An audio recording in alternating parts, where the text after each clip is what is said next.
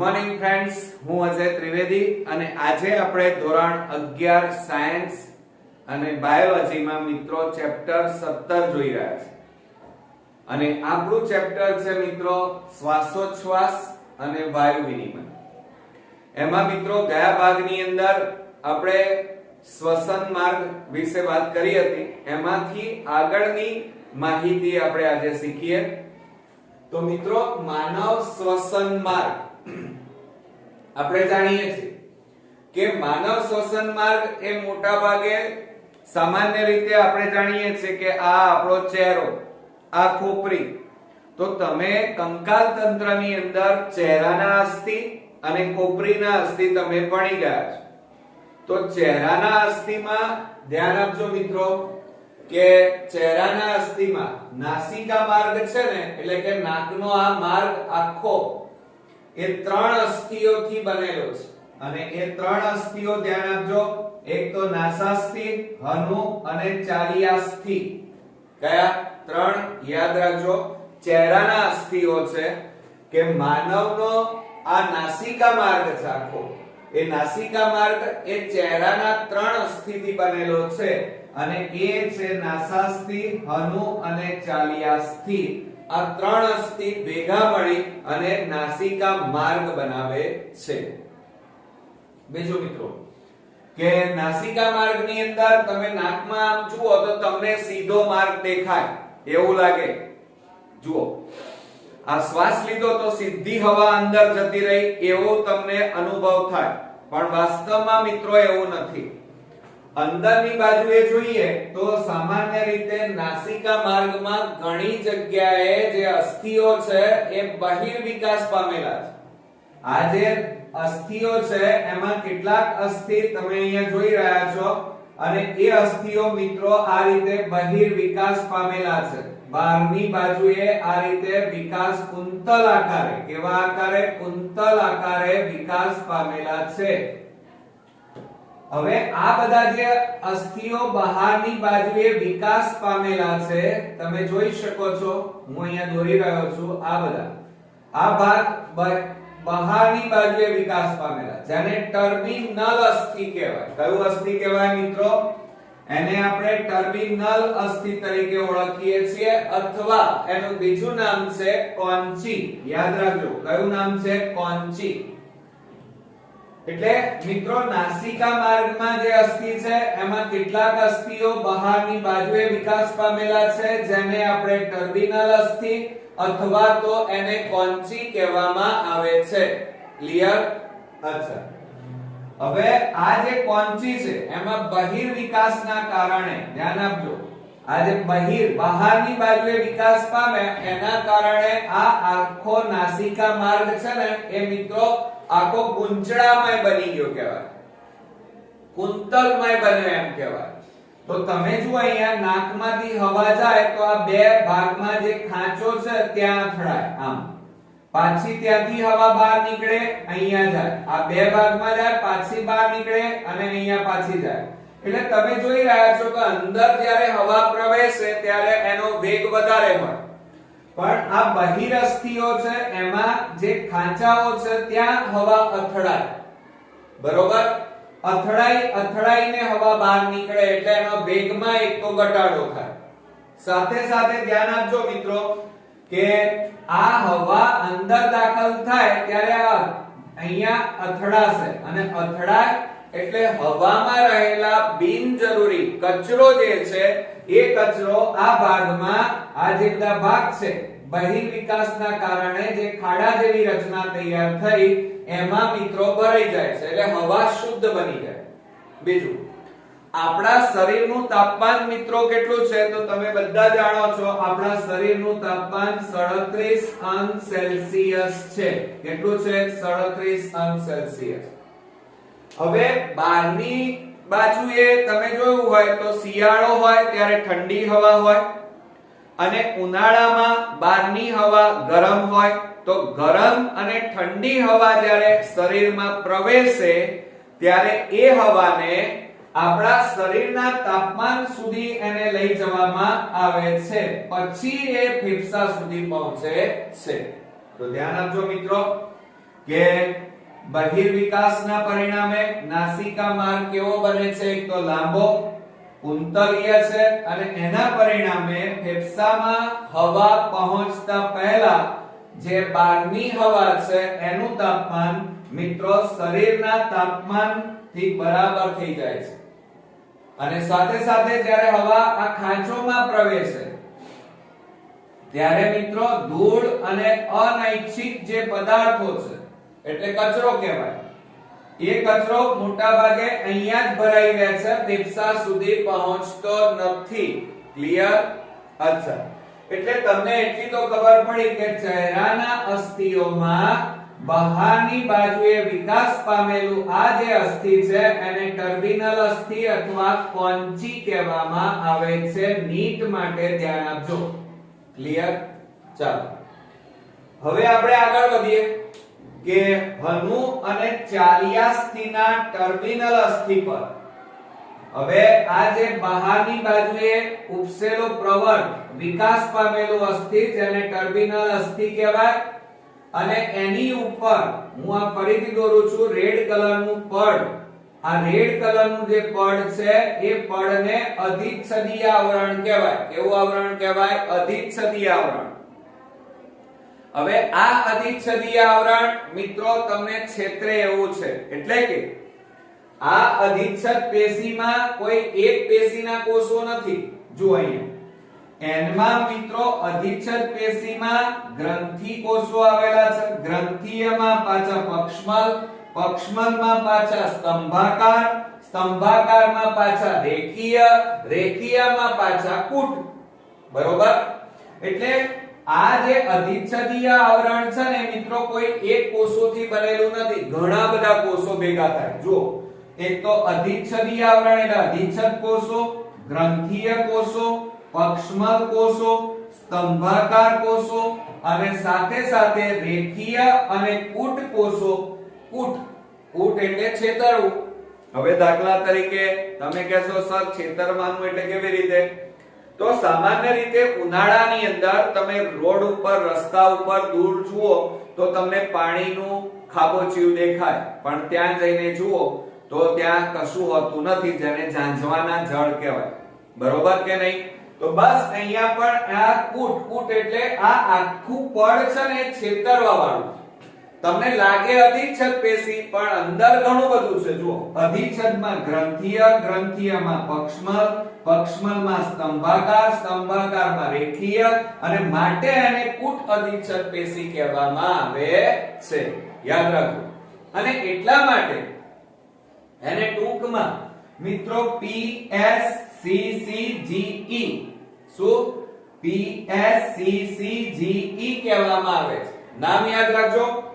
Pseudo, શું નામ આપ્યું? Pseudo સ્ટ્રેટિફાઈડ columnar સિલિએટેડ ગ્લેન્ડુલર એપિથેલિયમ. ફરીથી બોલું છું, સ્યુડો સ્ટ્રેટિફાઈડ કોલમનર સિલિએટેડ ગ્લેન્ડુલર એપિથેલિયમ, અને જેને ટૂંકમાં આપણે PSCCGE કહેવામાં આવે છે. સ્યુડો સ્ટ્રેટિફાઈડ, આ બધા અલગ અલગ આના નામ છે. ગ્રંથીય, પક્ષમલ, સ્તંભાકાર, રેખીય અને કૂટ. બરોબર મિત્રો? હવે આ અધિચ્છદ પેશી છે, આ જે તમે બહારની બાજુએ જે દોરી છે મેં લાલ કલરમાં, એ વાસ્તવમાં અધિચ્છદ પેશી છે. અને આ અધિચ્છદ પેશીમાં મેં તમને કીધું ઘણા બધા કોષો આવેલા છે, અલગ અલગ પ્રકારના. હજી પણ એની અંદર મિત્રો ગોબલેટ કોષો આવેલા છે. કયા કોષો આવેલા છે? ગોબલેટ સેલ. બરોબર?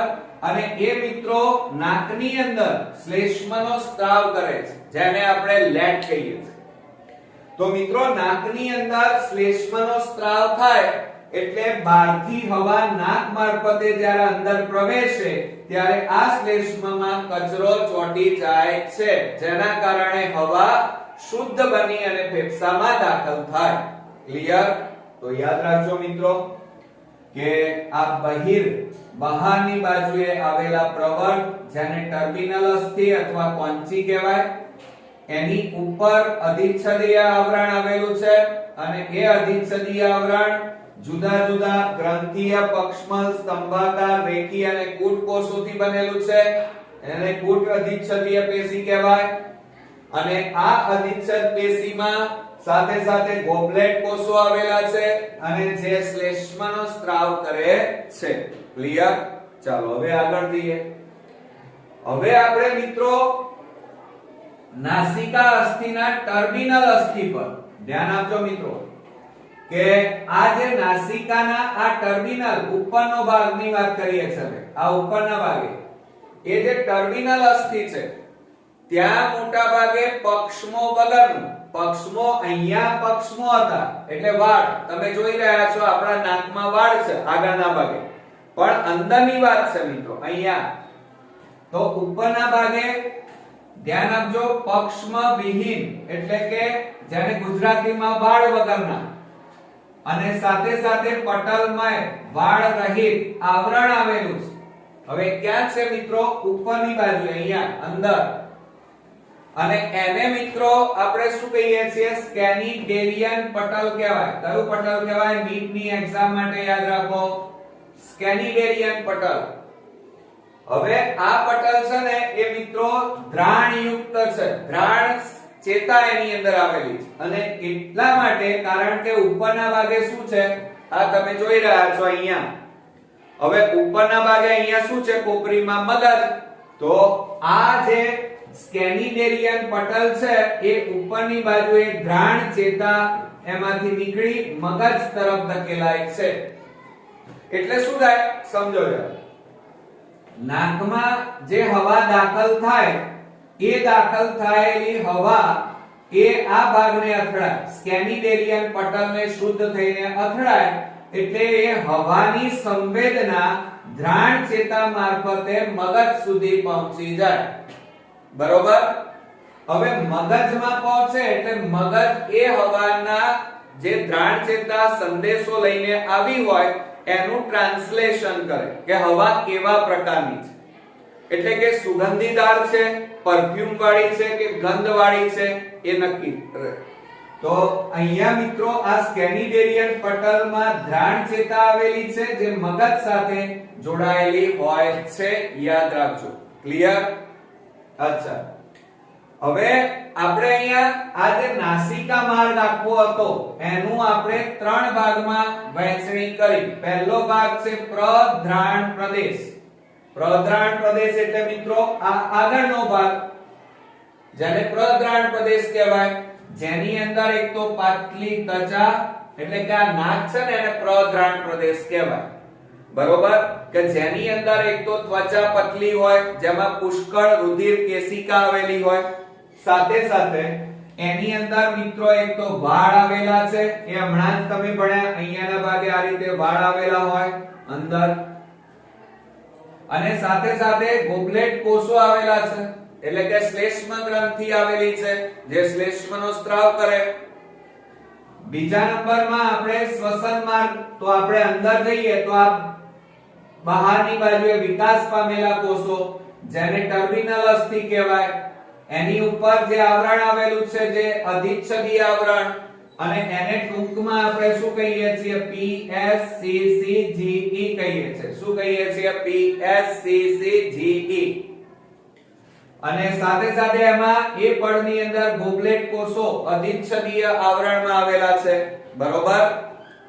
અને ત્રીજો દ્રાણ પ્રદેશ. દ્રાણ પ્રદેશ એટલે અંદરનો ભાગ, આ ઉપરનો, જેમાં કયું પટલ આવેલું છે? સ્કેનિડેરિયન પટલ આવેલું છે. કયું પટલ આવેલું છે? સ્કેનિડેરિયન પટલ જે મગજ સાથે કનેક્ટેડ છે. કયું છે? મગજ સાથે કનેક્ટેડ છે, જેમાં દ્રાણ ચેતા જે મગજ સાથે જોડાયેલી છે. ઓકે, હવે મિત્રો આપણે કંઠ નળી વિશે શીખીએ. તો તમે જોઈ રહ્યા છો કે નાસિકા ગુહા. હવે નાસિકા ગુહા એટલે નાકનું પોલાણ કહેવાય. હવે આ નાકની અંદર તમે જાઓ તો આ જે પોલાણ છે એને નાસિકા ગુહા કહેવાય. નાસિકા ગુહા એટલે આ આગળનો પોચો ભાગ એને પોલાણ, નાસિકા ગુહા. અને એ નાસિકા ગુહા આગળ જતા તમે આગળ જાઓ એટલે નાસિકા કંઠ નળીમાં ખુલે. એટલે મિત્રો કંઠનળી કુલ 3 ભાગમાં વહેંચાશે. કેટલા ભાગમાં? 3 ભાગમાં. તો તમે જોઈ શકો છો કે જે કંઠનળીનો ભાગ ઉપરની બાજુએ છે, જુઓ કંઠનળીમાં આ ઉપરના ભાગે આ નાસિકા ગુહા ક્યાં ખુલે? નાસિકા કંઠનળીમાં, બરોબર. અને નાસિકા કંઠનળી શેમાં ખુલે? તો કંઠનળીમાં. હવે આ કંઠનળી છે ને એ એક્ચ્યુઅલી ત્યાં બે લોકો ભેગા થાય. નાકમાંથી જો હવા આવે તો એ હવાનો માર્ગ થયો, અને મુખમાંથી જો ખોરાક આવે તો ખોરાકનો માર્ગ થયો. એટલે કહેવાનો મતલબ મારો એ છે કે નાસિકા કંઠનળી એ છે એ ખોરાક અને હવાનો કેવો સામાન્ય માર્ગ છે મિત્રો. હવે આ નાસિકા માર્ગ છે જે ખોરાક અને હવા માટેનો સામાન્ય માર્ગ, અને આગળ જતા આ નાસિકા કંઠનળી છે એ સ્વર પેટી, યાદ રાખજો, જેને સ્વર યંત્ર કહીએ છીએ, જ્યાંથી હવા આપણો અવાજ ઉત્પન્ન થાય છે એ સ્વર પેટી. અને ત્યારબાદ આપણે, એટલે એનો મતલબ એ થયો કે સમજી જાઓ, કુલ કંઠનળી આપણી 3 ભાગમાં વહેંચાય. ઉપરનો ભાગ નાસિકા કંઠનળી, બરોબર. ત્યારબાદ નીચે આવો તો આ મુખમાંથી ખોરાકનો કોળિયો જે બાજુ જાય એટલે મુખની બરોબર પાછળ આવેલી કંઠનળીનો ભાગ, જેને મુખ કંઠનળી કહેવાય. અને મુખ કંઠનળીની નીચે જાઓ ત્યારે અહીંયા સ્વર પેટી જે આવેલી છે ત્યાં સ્વર કંઠનળી આવેલી છે. અને આ સ્વર કંઠનળી એ આગળ જતા શેમાં ખુલે? તો શ્વાસ દ્વાર. અને ત્યાંથી આ જે ભાગ દેખાય છે જેને શ્વાસ વાહિની કહેવાય. એટલે કંઠનળી 3 ભાગમાં વહેંચાય. ઉપરના ભાગે નાસિકા કંઠનળી જે નાકના પોલાણમાં છે, ત્યારબાદ મુખની બિલકુલ પાછળ અને મુખ કંઠનળી, અને સ્વર પેટી ની નજીક આવેલી કંઠનળી જેને આપણે સ્વર કંઠનળી તરીકે ઓળખીએ છીએ. એટલે કંઠનળી કુલ 3 ભાગમાં વિભાજિત થઈ. કયા? પહેલી છે નાસિકા કંઠનળી, કે કંઠનળીનો કયો સૌથી ઉપરનો ભાગ છે. બીજા નંબરમાં મુખ કંઠનળી, તો એ આ મુખ ગુહા છે એની બિલકુલ પાછળ આવેલી છે જેને મુખ કંઠનળી કહેવાય. અને ત્રીજી છે મિત્રો સ્વર કંઠનળી, અને એ કંઠનળીનો સૌથી નીચેનો ભાગ જે મોટા ભાગે નીચે તરફ આગળ વધીશ ક્યાં ખુલે? તો એ સ્વર પેટીમાં ખુલે, બરોબર. તો આ વાત થઈ મિત્રો કંઠનળીની. હવે મિત્રો આપણે સ્વર યંત્ર વિશે વાત કરીએ તો સામાન્ય રીતે તમે હમણાં જોયું કે આ નાકનો જે ભાગ હતો જેને નાસિકા ગુહા કહેવાય. નાસિકા ગુહા પછી આ આગળના ભાગે અહીંયા મુખ કંઠનળી હતી, આ નાસિકા કંઠનળી. અને ત્યારબાદ અહીંયા નીચેના ભાગે આ રીતે આપણો આવો ભાગ આવતો હતો, બરોબર. અને અહીંયાના ભાગે જેને આપણે શું નામ આપ્યું હતું? સ્વર કંઠનળી કીધું હતું, બરોબર. હવે બીજી વાત કરીએ કે તમે જ્યારે 16મા ચેપ્ટરમાં ભણ્યા, એમાં 16મા ચેપ્ટરની અંદર મિત્રો એક તો શ્વાસ વાહિની આવી, આ શ્વાસ વાહિની. હવે એની જોડે પાછું કોણ હતું? તો આપણને ખબર છે અન્નનળી, અને એ જઠરમાં આ રીતે ખુલતી હતી, બરોબર. હવે મુખ ગુહામાંથી જ્યારે કોળિયો આ રીતે અન્નનળીમાં આગળ આવે ત્યારે ક્યાં જવાનો? અન્નનળી મારફતે જઠરમાં જાય. પરંતુ અહીંયા આ માર્ગ છે ને મિત્રો એક જ છે, સમજો જરા, કે ખોરાક આ માર્ગે આગળ જવાનો. હવે આ જે ખોરાકનો કોળિયો છે એ આ શ્વાસ દ્વારમાં પણ જતો રહે, એટલે કે ફેફસામાં જતો રહે, પણ એવું નથી બનતું. આ જે શ્વાસ દ્વાર છે એને આપણે શું કહીએ છીએ મિત્રો? ગ્લોટિસ કહેવાય છે. શું કહેવાય છે? ગ્લોટિસ. યાદ રાખજો આ બધું નીટ. હવે જ્યારે કોળિયો નીચે આવતો હોય એ વખતે અહીંયા એક ઢાંકણ આવેલું હોય છે. શું આવેલું હોય છે? ઢાંકણ. આ રીતે આ ઢાંકણ છે, એ ઢાંકણને આપણે એપિગ્લોટિસ કહેવાય. શું કહેવાય? એપિગ્લોટિસ. અને એને ગુજરાતીમાં આપણે ગાંઠી ઢાંકણ કહીએ છીએ મિત્રો. શું કહીએ છીએ? ગાંઠી ઢાંકણ. ક્લિયર? એટલે આ ગાંઠી ઢાંકણ ઉપરથી ખોરાકનું કોળિયો આવે એટલે આ શ્વાસ દ્વાર છે એને બંધ કરી નાખે. એટલે ખોરાકનો કોળિયો ક્યાં જાય? અન્નનળી મારફતે જઠરમાં જાય. ક્લિયર? હવે આપણે મૂળ વાત ઉપર આવીએ. હવે જ્યારે ખોરાકનો કોળિયો ન આવતી હોય ત્યારે જ્યારે હવા અંદર આવતી હોય ઓક્સિજન યુક્ત, તો એ હવા જ્યારે અંદર આવે ત્યારે શું કરે? ઢાંકણ આ અન્નનળીને બંધ કરી નાખે. આ ગાંઠી ઢાંકણ આ અન્નનળીને બંધ કરે એટલે આ ઓક્સિજન યુક્ત હવા ક્યાં દાખલ થઈ જાય? શ્વાસ વાહિનીમાં અથવા શ્વાસ દ્વારમાં દાખલ થાય.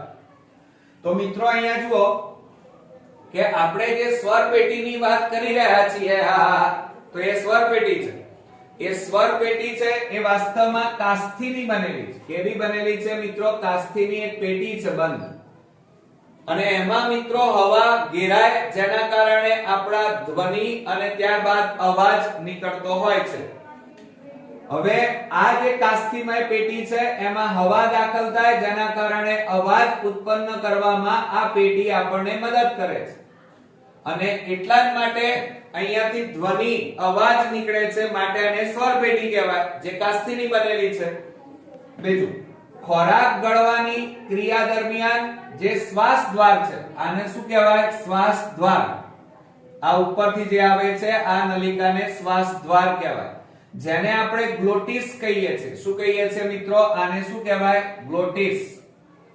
અને આ ગ્લોટિસ છે એ પાતળા, યાદ રાખજો, સ્થિતિસ્થાપક અને કાસ્થીમય પડદો, જેનું નામ શું છે? ગાંઠી ઢાંકણ. એ ગાંઠી ઢાંકણ કેવો છે? તો એક તો સ્થિતિસ્થાપક છે, બરોબર, હલનચલન કરી શકે છે આ રીતે, અને સાથે સાથે કાસ્થીમય પડદો છે. હવે તમને એમ પ્રશ્ન થાય કે સર કાસ્થીમય એટલે શું? તો મિત્રો નાનું બાળક હોય ને ત્યારે એનું કંકાલ તંત્ર કાસ્થીનું બનેલું હોય. એટલે નાનું બાળક માનો ઘોડિયામાંથી નીચે પડી જાય તો એને ફ્રેક્ચર ન થાય, અને આપણે જો નીચે પડી જઈએ તો આપણને ફ્રેક્ચર થાય, કારણ કે આપણું કંકાલ તંત્ર એ અસ્થિનું બનેલું હોય. એટલે કે બાળપણ નાનું બાળક એ કાસ્થીનું બનેલું હોય, એટલે કે એનું હાડપિંજર, કંકાલ તંત્ર કાસ્થીનું હોય, અને ધીમે ધીમે જેમ જેમ એ બાળક મોટું થતું જાય એટલે કાસ્થી શેમાં ફેરવાઈ જાય? અસ્થિમાં ફેરવાઈ જાય. આ કાસ્થીનું બનેલું કહેવાય. જો એક આ નાક જોયું તમે? તો આ બધા કાસ્થીના બનેલા છે, અને એને તમે આમ કરો તો દબાઈ ગયું, અને છોડી દો એટલે પાછું પોતાની મૂળ જગ્યા ઉપર પહોંચી જાય. એટલે આ કાસ્થીમય પડદો છે એને ગાંઠી ઢાંકણ, અને અંગ્રેજીમાં એને એપિગ્લોટિસ કહેવાય. જે શું કામ કરે કે ખોરાક અને હવા, ખોરાક એ અન્નનળીમાં અને હવા છે શ્વાસ દ્વારમાં પ્રવેશવા માટેનું નિયંત્રણ એ આ ગાંઠી ઢાંકણ કરે છે. ક્લિયર? સમજ પડી? ચાલો હવે આપણે આગળ વધીએ કે સામાન્ય રીતે આપણું જે સ્વર યંત્ર છે એ સ્વર યંત્ર સામાન્ય રીતે રચનાને આધારે બે, યાદ રાખજો, આપણું આ જે સ્વર યંત્ર છે, અહીંયા તમે હાથ ફેરવશો તો નરની અંદર અહીંયા આપણને બહાર ઉપસેલો એક પ્રવર્ત દેખાય છે. માદામાં ન હોય, એટલે કે સ્ત્રીઓમાં ન હોય, નરની અંદર જ અહીંયા આવો પ્રવર્ત જોવા મળે. આ સ્વર યંત્ર. હવે આ જે સ્વર યંત્ર છે એની રચનાની આપણે વાત કરીએ તો એમાં ધ્યાન આપજો બરોબર મિત્રો, નીટ માટે, કે રચનાને આધારે બે કાસ્થી, રચનાને આધારે બે કાસ્થી, જેમાં કાચવત કાસ્થી અને સ્થિતિસ્થાપક કાસ્થીથી બનેલું હોય, બરોબર. આકારને આધારે ચાર કાસ્થી. આકાર જે છે અલગ અલગ પ્રકારના આકારો હોય, અને આકારના આધારે કુલ કેટલા? ચાર. અને રચનાને આધારે બે, એટલે કુલ કેટલા અસ્થિ થયા? 6 અસ્થિ, બરોબર. હવે આ જે આકારની વાત કરીએ તો પહેલો આકાર કયો તૈયાર થાય છે? સી આકાર. હવે આગળના ભાગે હું હમણાં તમને આકૃતિ બતાવું છું, તો આકૃતિમાં આગળના ભાગે આમ આવેલું હોય સી આકાર. આ અસ્થિની વાત છે, આમ સી આકાર. બીજો છે વલય આકાર. વલય આકાર એટલે નદી હોય અને નદીમાં આપણે પથ્થર નાખીએ અને તરંગો આ રીતે ઉત્પન્ન થાય એને વલય આકાર કહેવાય. ત્યારબાદ મિત્રો પિરામિડ આકાર. પિરામિડ એટલે ઇજિપ્તના પિરામિડો આપણે જોયેલા છે. તો એ પિરામિડ જેવો આકારના અસ્થિ તમને આમાં જોવા મળશે. બરોબર. અને સાથે સાથે ગાંઠ જેવા ગાંઠ હોય, આપણને ગુમડું થયું હોય અહીંયા કોઈ પણ જગ્યાએ, અને એ જે રચના હોય એવા ગાંઠ જેવા, અથવા તો બાવળ તમે જોયો હશે. બરોબર. બાવળમાં ગુંદર જ્યારે લીક થાય, નીકળે અને ત્યાં જામી જાય અને ત્યાં કેવી ગાંઠો હોય છે, એવી ગાંઠ જેવી રચના જોવા મળે.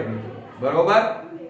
હવે ફ્રેન્ડ્સ આપણે કુલ 6 અસ્થિ જોવાના છે, એટલે કે સ્વર્પ યંત્રની અંદર કુલ 6 અસ્થિ.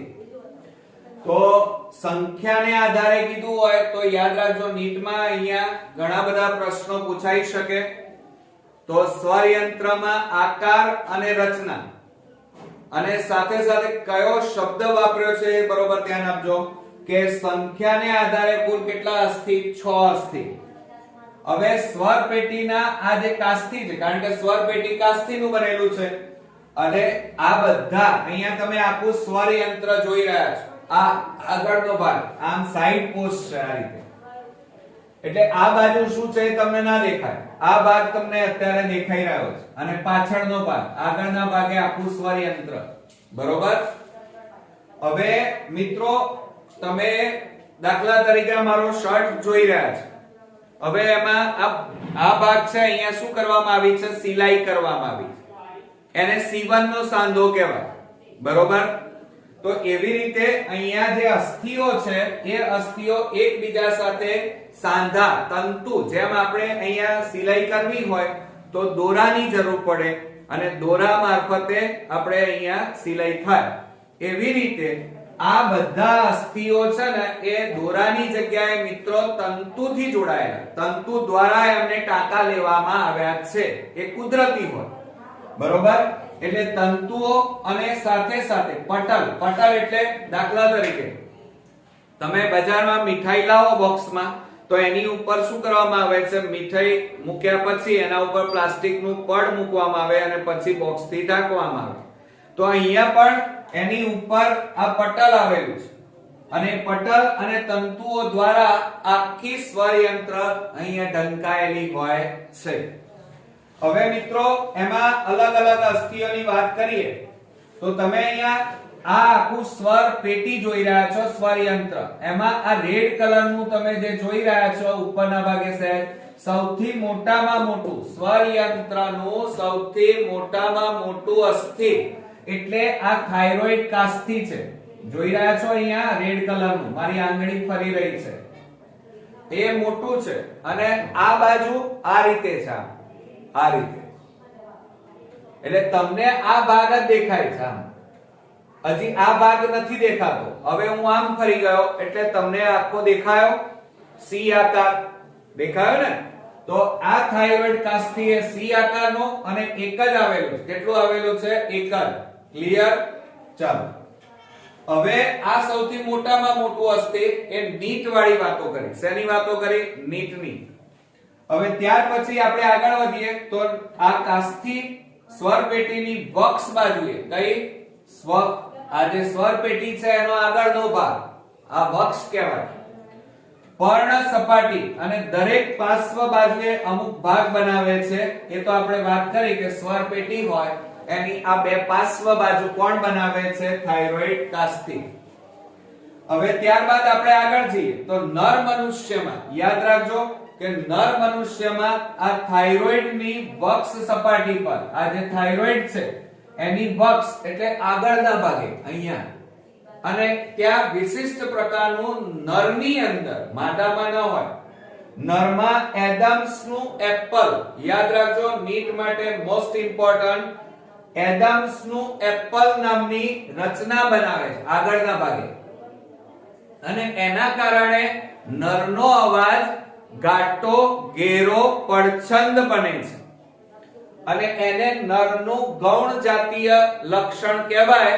અને કોણ કરે છે? તો આ એડમ્સનું એપલ નામની રચના બને છે અહીંયા આગળના ભાગે, જેના કારણે નરનો અવાજ ગાટો, ઘેરો, પડછંદ બને છે. જ્યારે માદામાં આ એડમ્સનું એપલની રચના હોતી નથી, અને માટે માદામાં અને સ્ત્રીઓની અંદર એમનો અવાજ તીણો હોય છે, બરોબર, ક્લિયર? અચ્છા, ચાલો હવે ત્યાર પછી નેક્સ્ટ આપણે અસ્થિની વાત કરીએ અને એ છે ક્રિકોઇડ અસ્થિ. યાદ રાખજો કયો? ક્રિકોઇડ અસ્થિ. હવે અહીંયા આકૃતિ તમે જોઈ રહ્યા છો જે ટેક્સ્ટ બુકમાં નથી, તો આ નીચેની ભાગે અહીંયા તમે જોઈ રહ્યા છો સહેજ આપણે લાંબુ દંડ જેવું દેખાય છે જેને ક્રિકોઇડ કાસ્થિ કહેવાય. એ પણ એક છે, એક એટલે અયુગ્મ કહેવાય. તો આ કાચવત કાસ્થિનું બનેલું. હવે પાછો પ્રશ્ન કે કાચવત એટલે શું સર? તો તમે જોયું હશે કે તમારો મોબાઈલ છે ને શાઇનિંગ મારતો હોય છે. કેમ? કારણ કે એની ઉપર એક પ્લાસ્ટિકનું આવરણ ચડેલું છે જેને લેમિનેશન કહેવાય. તો એવી રીતે આપણા હાડકા છે ને, આ જે ક્રિકોઇડ કાસ્થિ છે એની બહારની બાજુએ કાચ જેવું આવરણ આવેલું છે જેને ક્રિકોઇડ કાસ્થિ કહેવાય. પણ કાચ જેવું આવરણ છે માટે એને કાચવત કાસ્થિ કહેવાય. ક્લિયર? બીજું એ વલયાકાર કાસ્થિ છે. વલયાકાર એટલે મેં તમને મિત્રો કીધું હતું કે સામાન્ય રીતે તમે જોઈ રહ્યા છો કે વલયાકાર. હવે આમ વલયાકાર એટલે નદીમાં આપણે પથ્થર મારીએ તો આવો વલય તૈયાર થાય, આમ હે ને, તરંગ જેને કહેવાય ફિઝિક્સમાં. તો એવો આ ઊભો વલય બને છે. આ રીતે ઊભો આમ વલય બને છે, જુઓ સહેજ બને છે એટલે વલયાકાર. અને બીજું એ ક્યાં આવેલું છે? તો એ આ થાઇરોઇડ ની બિલકુલ નીચે આવેલું છે. અને કયું અસ્થિ છે? ક્રિકોઇડ કાસ્થિ. ક્લિયર? ચાલો, બે અસ્થિ પૂરા થયા, બંને અયુગ્મ. હવે આપણે યુગ્મ અસ્થિની વાત કરીએ અને એ છે એરિટેનોઇડ અસ્થિ. કયું છે? એરિટેનોઇડ કાસ્થિ. અસ્થિ ના બોલી જતા પાછા, કાસ્થિ જ અહીંયા બધું ઊર્જાનું બનેલું કહેવાય. તો એરિટેનોઇડ, અને એ પણ કેવું છે? કાચવત કાસ્થિનું બનેલું. અને કેટલા પિરામિડો મિત્રો? બે પિરામિડ આકારના કાસ્થિ છે. અહીંયા તમે રેડ કલરની રચના જુઓ છો, એક આ બાજુ અને એક આ બાજુ, એટલે સામસામેની બાજુએ આવેલા છે, બરોબર? તો એ જે આવેલા છે, બરોબર, તો એને આપણે એરિટેનોઇડ કહેવાય કાસ્થિ. અને બે છે અને પિરામિડ આકારના છે. અને એ આ સ્વર પેટીની કઈ બાજુએ? પાછળની ભાગે આવેલા છે, એટલે પૃષ્ઠ બાજુ કહેવાય. કઈ બાજુ કહેવાય? પૃષ્ઠ ભાગે. અને સાથે સાથે ક્રિકોઇડ કાસ્થિ જે છે, આ ક્રિકોઇડ કાસ્થિ, આ ક્રિકોઇડ કાસ્થિ જોજો, અને બિલકુલ એની ઉપર આવેલા છે. એટલે સમજો જરા કે આ એરિટેનોઇડ કાસ્થિ છે એ બે છે, યુગ્મ છે, અને સાથે સાથે સ્વર પેટીની બિલકુલ પાછળ અને ક્રિકોઇડ કાસ્થિની બિલકુલ ઉપર. ક્લિયર? અને સાથે સાથે ધ્યાન આપજો, બરોબર, સ્વર તંતુઓનો એક છેડો એરિટેનોઇડ અને બીજો છેડો થાઇરોઇડ કાસ્થિ સાથે જોડાયેલો છે. હવે ધ્યાન આપજો મિત્રો, સ્વર તંતુ એનો એક છેડો એરિટેનોઇડ. અહીંયા તમે આ જે ભાગ જોઈ રહ્યા છો, આ દંડ જે જોઈ રહ્યા છો, સામાન્ય રીતે આપણે વાયોલિન હોય, ગિટાર, એમાં લાંબા તાર હોય છે જેને આપણે ટપલી મારીએ એટલે તરત ધ્વનિ ઉત્પન્ન થાય, ટંગ એવો અવાજ પેદા થાય. તો એવી રીતે અહીંયા સ્વર તંતુઓ આવેલા છે અને એ સ્વર તંતુઓ એક છેડે અહીંયા જોડાયેલા એરિટેનોઇડ, અને એમનો બીજો છેડો છે મિત્રો ઉપરની બાજુ થાઇરોઇડ કાસ્થિ સાથે જોડાયેલો હોય. તો આ યાદ રાખજો. હવે ત્યાર પછી સેન્ટોરિની નું કાસ્થિ જોઈએ. આ કયું જોયું? એરિટેનોઇડ કાસ્થિ જોયું. હવે આપણે સેન્ટોરિની નું કાસ્થિ આપણે જોઈએ. હવે મિત્રો આ જે આખું કાસ્થિ છે એ કાસ્થિનું બનેલું છે. ધ્યાન રાખજો. અને કેવું છે મિત્રો? સ્થિતિસ્થાપક, દબી શકે એવું. અને એ પણ કેવું છે? યુગ્મમાં આવેલું છે. કેવું આવેલું છે? યુગ્મમાં. અહીંયા મેં એરિટેનોઇડ લખ્યું છે પણ વાસ્તવમાં અહીંયાના ભાગે આવેલું હોય, બરોબર? અને આ એરિટેનોઇડ છે એના અંત ભાગ, એટલે અહીંયા એક ગાંઠ જેવી, અહીંયા વચ્ચેના ભાગે એક ગાંઠ બને છે મિત્રો, અને ગાંઠ જેવી રચનાનું નિર્માણ થાય છે. અને એટલા માટે આ અહીંયા ગાંઠ બને છે. આ બે તમે લીલા અને લાલ રંગ જુઓ છો એની વચ્ચે ગાંઠ બને છે. ગાંઠ અને ગાંઠ બને છે એટલા માટે એને એરિટેનોઇડ લેન્ડ કહેવામાં આવે છે. યાદ રાખજો આ નીટ માટે. એટલે સેન્ટોરિની નું જે કાસ્તી છે બે બાજુ એની વચ્ચે એક ગાંઠ તૈયાર થાય અને એ ગાંઠને આપણે શું કહીએ છીએ? એરિટેનોઇડ નો લેન્ડ પણ કહેવામાં આવે છે. ક્લિયર? હવે મિત્રો આ સિવાય આપણે કુલ અહીંયા કેટલા અસ્થિ જોયા? એક તો થાઇરોઇડ કાસ્તી તમે આકૃતિમાં જોઈ રહ્યા છો સૌથી મોટું, ત્યારબાદ છે ક્રિકોઇડ કાસ્તી અને એ નીચે અહીંયા વલયાકાર આકારનું આવેલું છે, દંડ જેવું દેખાય છે સહેજ. ત્યાર પછી એરિટેનોઇડ કાસ્તી એ પણ આપણે અહીંયા જોયું, બરોબર? એરિટેનોઇડ અને ત્યારબાદ આપણે સેન્ટોરિની નું કાસ્તી પણ આપણે જોયું. એમાં મિત્રો થાઇરોઇડ અને ક્રિકોઇડ એ બંને અયુગ્મ છે, જ્યારે એરિટેનોઇડ અને સેન્ટોરિની આ બંને કેવા છે? યુગ્મ એટલે બેકીમાં આવેલા છે. હવે આપણે સ્વર પેટીમાં બે જોડી જે સ્વરદંડ આવેલા છે એ સ્વરદંડની વાત કરીએ તો સામાન્ય રીતે ધ્યાન રાખજો, અગ્ર જોડી જે આવેલી છે અગ્રભાગે એને મિત્રો કૂટ સ્વરદંડ કહેવાય. કયો કહેવાય? આ અગ્રભાગે લાલ કલરનો આવેલો છે એને મિત્રો શું કહેવાય? કૂટ સ્વરદંડ, છેતરતો દંડ કહેવાય. તે રંગે કેવો હોય છે મિત્રો? યાદ રાખજો નીટ માટે ગુલાબી રંગનો છે અને સાથે સાથે એ ધ્વનિ ઉત્પન્ન કરવામાં મદદ કરતો નથી, પણ આ જે નીચે સત્ય સ્વરદંડ છે વાદળી કલરનો દેખાય છે એને ભેજ પૂરું પાડે છે. શું પૂરું પાડે છે? ભેજ પૂરું પાડે છે. ક્લિયર?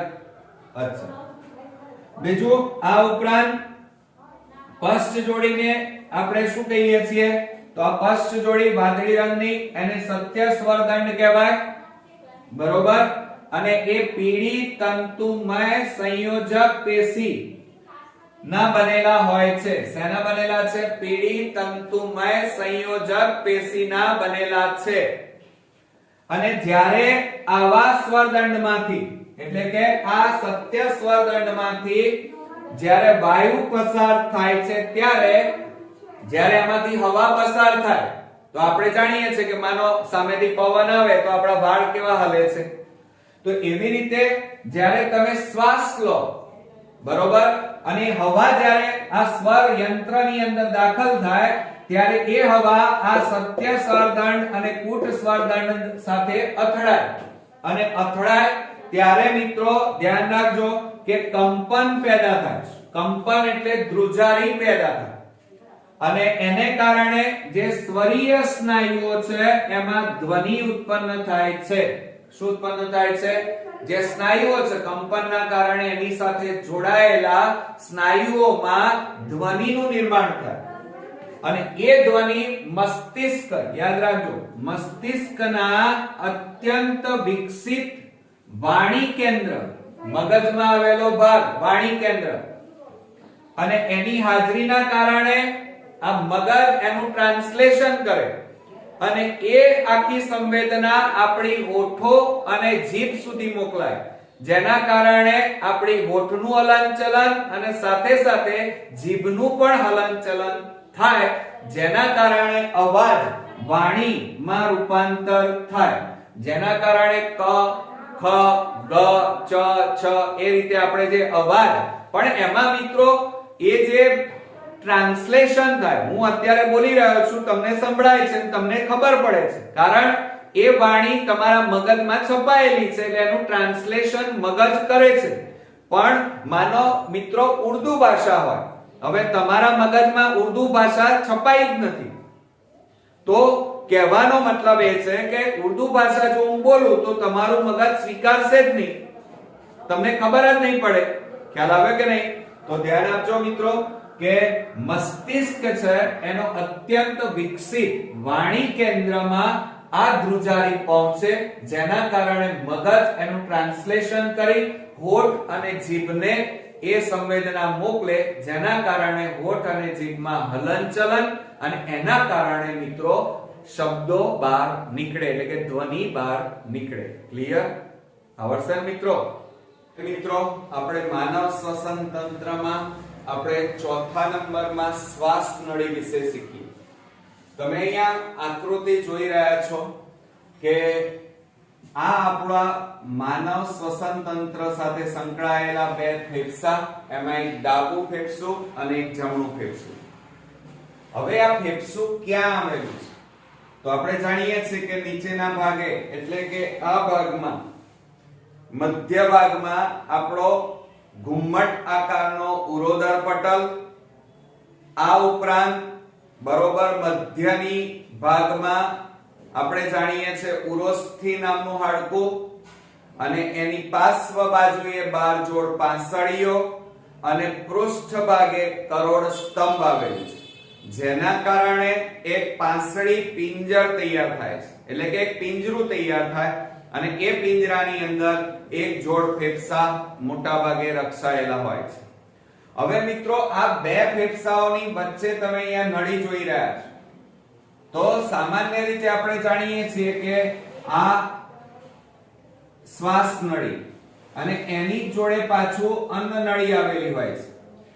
હવે એક શ્વાસ નળી છે જે શરીરમાં ઉરસ પ્રદેશમાં બરોબર મધ્ય ભાગે આવેલી છે, અને સાથે સાથે એની જોડે આ રીતે અન્ન નળી પણ આવેલી છે.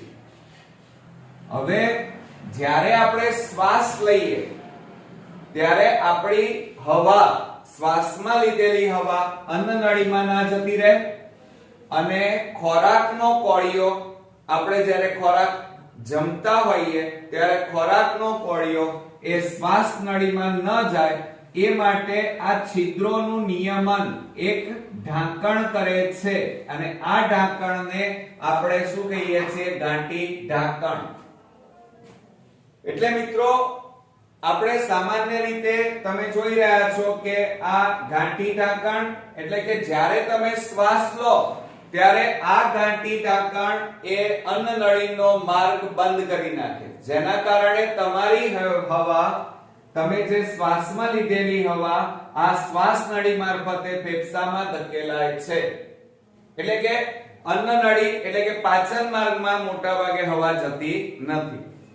બીજું કે જ્યારે તમે ખોરાકનો કોળિયો તમે અંદર ઉતારો ત્યારે એ કોળિયો જ્યારે નીચે ઉતરે એ વખતે આ ગાંઠી ઢાંકણ આ શ્વાસ નળીને બંધ કરી નાખે છે, જેના કારણે તમારો ખોરાકનો કોળિયો એ સ્વર પેટીમાં, એટલે કે શ્વાસ નળીમાં જતો નથી, અને સીધો અન્ન નળીમાં અને ત્યાં થઈને જઠરમાં દાખલ થાય છે. તો આપણે આજે શ્વાસ નળી જે જોઈ રહ્યા છીએ, તો શ્વાસ નળીની ઉપર શું આવેલું છે? સ્વર પેટી. એ હમણાં જ આપણે જોઈ. હવે આ શ્વાસ નળી એ ઉરસ પ્રદેશમાં બરોબર મધ્યમાં એક નળી આવેલી છે સીધી, જે મધ્ય ઉરસીય, આ મધ્ય ભાગ છે એ મધ્ય ઉરસીય ગુહા, ઉરસ એટલે છાતી, અને આ છાતીનું જે પોલાણ છે એ ઉરસીય ગુહા સુધી લંબાયેલી આ જે નળી છે એ નળીને શ્વાસ નળી કહેવાય. હવે મિત્રો આ શ્વાસ નળી આગળ ધકેલાય અને પછી બે ભાગમાં વહેંચાય. તમે જોઈ રહ્યા છો બે ભાગમાં, એક ભાગ, એક નળી ડાબા ફેફસામાં, એક નળી જમણા ફેફસામાં દાખલ થાય છે, એટલે બે ભાગમાં વહેંચાય છે. હવે જે ભાગમાં અહીંયા વહેંચાય ત્યાં મોટા ભાગે પાંચમી ઉરસીય કશેરુકા આવેલી હોય. કઈ કશેરુકા આવેલી હોય? તો ધ્યાન આપજો મિત્રો, પાંચમી ઉરસીય કશેરુકા, પાંચમી ઉરસીય કશેરુકા. અને એ ઉરસીય કશેરુકા, ધ્યાન આપજો બરોબર, પાંચમી ઉરસીય કશેરુકાના સ્થાનેથી એ જમણી અને ડાબી પ્રાથમિક, આ પ્રાથમિક શ્વાસ વાહિનીમાં મોટા ભાગે, આ શ્વાસ નળી અને આ શ્વાસ વાહિની, તો શ્વાસ વાહિની બે ભાગમાં વહેંચાય છે, એક ડાબી અને જમણી, અને ડાબા અને જમણા ફેફસામાં દાખલ થાય છે. હવે મિત્રો તમે જોઈ શકો છો કે આ ગરદન કહેવાય, અને ગરદનમાં મોટા ભાગે કુલ 7 ગરદનના ભાગમાં 7 જે કશેરુકા આવેલી છે એને આપણે શું કહીએ છીએ? ગ્રીવા કશેરુકા કહીએ છીએ. કઈ કશેરુકા મિત્રો? ગ્રીવા. તો એનો મતલબ એ થયો કે ગ્રીવા ગરદનમાં કુલ 7 કશેરુકા અને ઉરસ પ્રદેશની 12 કશેરુકા. જોજો 12 છે એ ઉરસ પ્રદેશની. હવે મેં તમને શું કીધું કે 5મા નંબરની ઉરસીય કશેરુકાના સ્થાનેથી, એટલે આ ઉરસની 5મી કશેરુકા, આ 5મી કશેરુકાના સ્થાનેથી આ શ્વાસ નળી બે ભાગમાં વહેંચાય છે. એક જમણી બાજુ, એક ડાબી બાજુ. એટલે જો ઉરસીય કશેરુકા પૂછી હોય તો 5મા નંબરની, પરંતુ મિત્રો જો કુલ પૂછ્યું હોય કે કયા નંબરની કશેરુકા એમ પૂછ્યું હોય, કુલ શબ્દ હોય, તો જુઓ ગ્રીવાની 7 અને ઉરસ પ્રદેશની 7, એટલે કુલ સરવાળો કરો આ બેનો, 7 ના 5 12, એટલે કુલ શબ્દ વપરાય તો 12મા નંબરની કશેરુકાએ આ શ્વાસ નળી બે ભાગમાં ફંટાય છે, બે ભાગમાં વહેંચાય છે. અને આ બંને શ્વાસ વાહિની કે જમણા અને ડાબા ફેફસામાં દાખલ થાય છે. હવે તમને નીટની અંદર એમ પૂછવામાં આવ્યું, ધ્યાન આપજો બરોબર. તમને એમ પૂછવામાં આવ્યું કે નીટની અંદર કે કયા નંબરની ઉરસીય કશેરુકા, ઉરસ શબ્દ વપરાય તો 5મા નંબરની ઉરસીય કશેરુકા આવે. પરંતુ જો તમને એમ પૂછવામાં આવ્યું કયા નંબરની કશેરુકા, તો ધ્યાન આપજો મિત્રો, કયા નંબરની એટલે અહીંયા કુલ આવે તો આ ગરદનની કશેરુકા પણ ગણતરીમાં આવે. એટલે ગરદનમાં કુલ કેટલી કશેરુકા? તો આપણે જાણીએ છીએ કે 7 એ ગ્રીવા કશેરુકા જે ગરદનના ભાગમાં આવેલી છે, અને 12 કશેરુકા એ ઉરસ પ્રદેશમાં આવેલી છે. તો અહીંયા ઉરસ પ્રદેશમાં કયા નંબરની જુઓ? 7. પછી કઈ આવે? 8 9 10, આ 12 ગણીએ તો શું થાય? અહીંયાથી ગણતરી કરો, 1 2 3 4 5 6 7 8 9 10 11 અને 12. આ ઉરસીય કશેરુકા, ઉપરની આ ગ્રીવા. હવે કુલ શબ્દ વપરાય તો કુલ ગણો, 7 તો ખરી, આ 8 આ 9 આ 10 11 અને આ 12. એટલે ઉરસીય કશેરુકા વપરાય તો 5મા નંબરની, પરંતુ કુલ શબ્દ વપરાય તો મિત્રો કયા નંબરની? 12મા નંબરની કશેરુકા જવાબમાં આવે. તો આ ધ્યાન આપજો. એટલે અહીંયા આ શ્વાસ નળી સૌપ્રથમ 5મી ઉરસીય કશેરુકામાં બે ભાગમાં વહેંચાય અને એક નળી એ જમણા અને એક નળી ડાબા ફેફસામાં દાખલ થાય છે, જેને પ્રાથમિક શ્વાસ વાહિની કહેવામાં આવે છે. બરોબર? ક્લિયર મિત્રો? ચાલો હવે આપણે શ્વાસ વાહિની વિશે વાત કરીએ. તો ધ્યાન રાખો કે દરેક શ્વાસ વાહિની એ આગળ જતા ફેફસામાં દાખલ થાય. બંને ડાબા અને જમણા એમ બંને ફેફસામાં દાખલ થાય અને ઘણી બધી શાખાઓમાં વહેંચાય. તો વારંવાર એનું વિભાજન થાય, જેના કારણે એ દ્વિતીય, તૃતીય, ચતુર્થ, પંચમ આવી રીતે ઘણી બધી શાખાઓમાં શ્વાસ વાહિની વિભાજન પામે છે. અને આગળ જતા એ અતિ બારીક શ્વાસ વાહિકામાં અંતે પાતળી અંત્ય શ્વાસ વાહિકામાં અંત પામે છે. એટલે કેવી રીતે મિત્રો? સમજો જરા. એ સામાન્ય રીતે આપણે અહીંયા હું તમને સમજાવું. દાખલા તરીકે આ શ્વાસ નળી, હવે આ જે આપણે બે ભાગમાં આ રીતે વહેંચી એને શ્વાસ વાહિની કહેવાય. અને એ શ્વાસ વાહિની આ રીતે નાની નાની શાખાઓમાં વહેંચાય. આને જુઓ, આને શું કહેવાય? તો આ શ્વાસ નળી, આ શ્વાસ નળી, આ શ્વાસ વાહિની. અને ત્યારબાદ એ પ્રાથમિક, આ રીતે દ્વિતીય, પછી ત્યાર પછી તૃતીય, આ રીતે શાખાઓમાં સતત વહેંચાય જાય. એને જુઓ, પ્રાથમિક, દ્વિતીય, તૃતીય આવી ઘણી બધી શાખાઓમાં વહેંચાય અને છેલ્લે મિત્રો અતિ બારીક નલિકાઓમાં એ વહેંચાઈ જાય આને શું કહેવાય? છેલ્લે જે અંત પામે એને શ્વાસ વાહિકા કહેવાય. શું કહેવાય? શ્વાસ વાહિકા. એટલે મિત્રો આ શ્વાસ નળી છેલ્લે ક્યાં અંત પામે?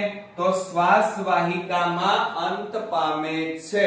ઓકે, ચાલો બીજું, આ જે શ્વાસ નળી એ પ્રાથમિક, દ્વિતીયક, તૃતીયક શ્વાસ વાહિનીઓ અને શરૂઆતની જે શ્વાસ વાહિકાઓ છે બધામાં, આ બધી નળીઓમાં તમે જોઈ રહ્યા છો અહીંયા રિંગ જેવી રચના જોવા મળે, પણ આ બધાની અંદર આ રીતે તમે જુઓ, આ રીતે આમ સી આકારની, અંગ્રેજી અક્ષર સી આકારની આ શ્વાસ નળી, શ્વાસ વાહિની, શ્વાસ વાહિકા, આ બધી નલિકાઓની અંદર સી આકારની અપૂર્ણ નલિકા. પૂર્ણ કોને કહેવાય? તો આ આખું વર્તુળ હોય ને તો એને પૂર્ણ કહેવાય, પરંતુ અહીંયા છે ને આ રીતે હોય છે. અંગ્રેજી અક્ષર સી આકારની અંદર કાસ્થિમય કડીઓ આવેલી છે. શું આવેલી છે? ધ્યાન આપજો મિત્રો કે આ શ્વાસ નળી, શ્વાસ વાહિની અને શ્વાસ વાહિકામાં સી આકારની કાસ્થિમય અપૂર્ણ, ધ્યાન રાખજો, કડીઓ આવેલી છે. બરોબર? અને આ કડીઓ એને આધાર આપે છે. સાથે સાથે તમે ઊંડો શ્વાસ લો અથવા તો ઉચ્છ્વાસની ક્રિયા દબાણપૂર્વક કરીએ ત્યારે આ નલિકાઓ મોટા ભાગે સંકોચાઈ જતી નથી, આ રીતે એકબીજાને અડીને એટલે કે ચીમડાઈ જતી નથી. એનું કારણ શું? કારણ કે અંદરના ભાગે આ રીતે સી આકારની નલિકા આવેલી છે, એટલે કે જ્યારે તમે દબાણપૂર્વક શ્વાસ અને દબાણપૂર્વક ઉચ્છ્વાસ, જો તમે ઊંડો શ્વાસ લો બરોબર અને ઉચ્છ્વાસની ક્રિયા કરો દબાણપૂર્વક, ત્યારે આ નલિકા શું થાય છે? આ કડીઓ સામસામે આ રીતે થઈ જાય છે. એટલે અંદરનું જે છિદ્ર છે એ મોટા ભાગે પૂરાતું નથી. એટલે આ જે નલિકાઓ છે એ સંકોચાઈ જતી નથી. જેમ ફુગ્ગામાં હવા ભરેલો ફુગ્ગો હોય તો એ ફૂલેલો લાગે, પરંતુ જ્યારે એમાંથી હવા બધી નીકળી જાય તો એ ફુગ્ગો કેવો થઈ જાય? એકબીજાને સ્પર્શ કરી નાખે, એટલે કે ચીમડાઈ જાય. અને જો આ નલિકાઓ ચીમડાઈ જાય તો પછી શું થઈ જાય? ચોટી જાય એકબીજાને. પણ એ ચોટી જતી નથી એમની દિવાલ, કારણ એમની અંદર આ રીતે સી આકારની અપૂર્ણ કાસ્થિમય કડીઓ આવેલી હોય છે. અહીંયા મેં દોરેલી છે, જુઓ. આ જે છે કાસ્થિમય કડી કહેવાય, જે શ્વાસ નળી, શ્વાસ વાહિની અને શ્વાસ વાહિકામાં આવેલી છે અને નળીઓને રૂંધાઈ જતી, ચીમડાઈ જતી અટકાવે છે.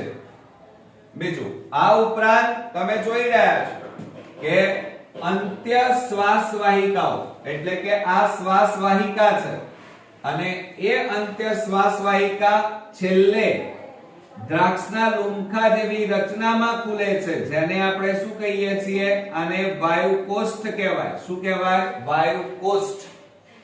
તો અંત્ય શ્વાસ વાહિકાઓ અંતે ઘણી બધી પાતળી અનિયમિત દિવાલ વાળી, આ ઘણી બધી પાતળી અનિયમિત દિવાલ વાળી વાહિકા યુક્ત, ધ્યાન રાખજો કે આ બધી વાહિકાઓ શેમાં ખુલે છે? તો આ કોથળીઓમાં ખુલે છે. એ કોથળીઓની દિવાલ અતિ પાતળી હોય છે, જેને આપણે વાયુકોષ્ઠ કહીએ છીએ. એટલે એનો મતલબ એ થયો કે મિત્રો તમે જે શ્વાસ દ્વારા હવા અંદર લો છો એ નાકના બે છિદ્રો મારફતે શ્વાસ નળીમાં, શ્વાસ વાહિનીમાં, બરોબર, ત્યાંથી શ્વાસ વાહિકા અને શ્વાસ વાહિકા પછી તમે અહીંયા આ કોથળીઓ જેવી રચના તમે જોઈ રહ્યા છો, જેને આપણે શું કહીએ છીએ? વાયુકોષ્ઠ કહીએ છીએ. શું કહીએ છીએ? વાયુકોષ્ઠ. એટલે એ હવા છેલ્લે અંતમાં ક્યાં દાખલ થાય છે? વાયુકોષ્ઠમાં. એટલે ધ્યાન આપજો કે વાહિકાઓ છેલ્લે ક્યાં ખુલે? વાયુકોષ્ઠમાં ખુલે છે.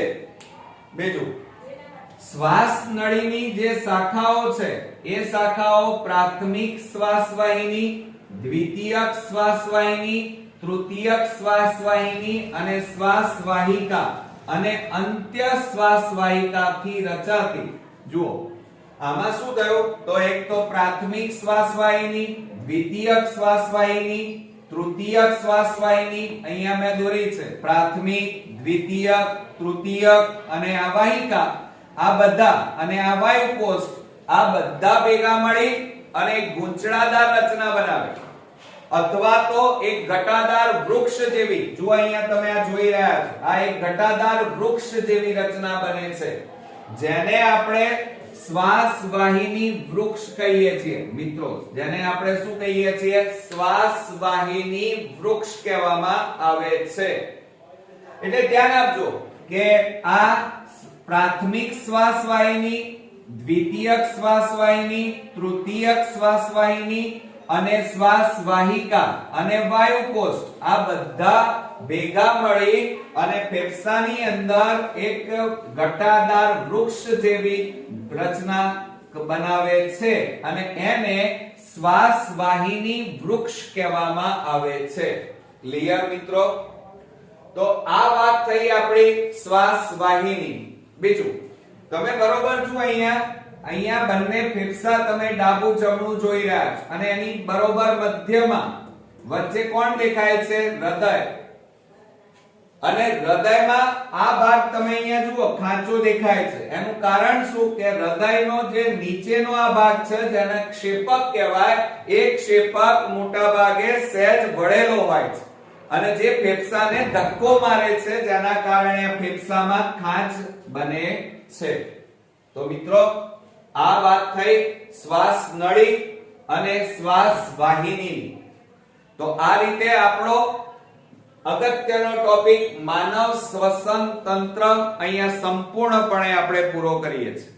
નેક્સ્ટ વિડિયોમાં નવા ટોપિક સાથે પાછા ફરી મળીએ. ત્યાં સુધી ગુડ નાઇટ ફ્રેન્ડ્સ.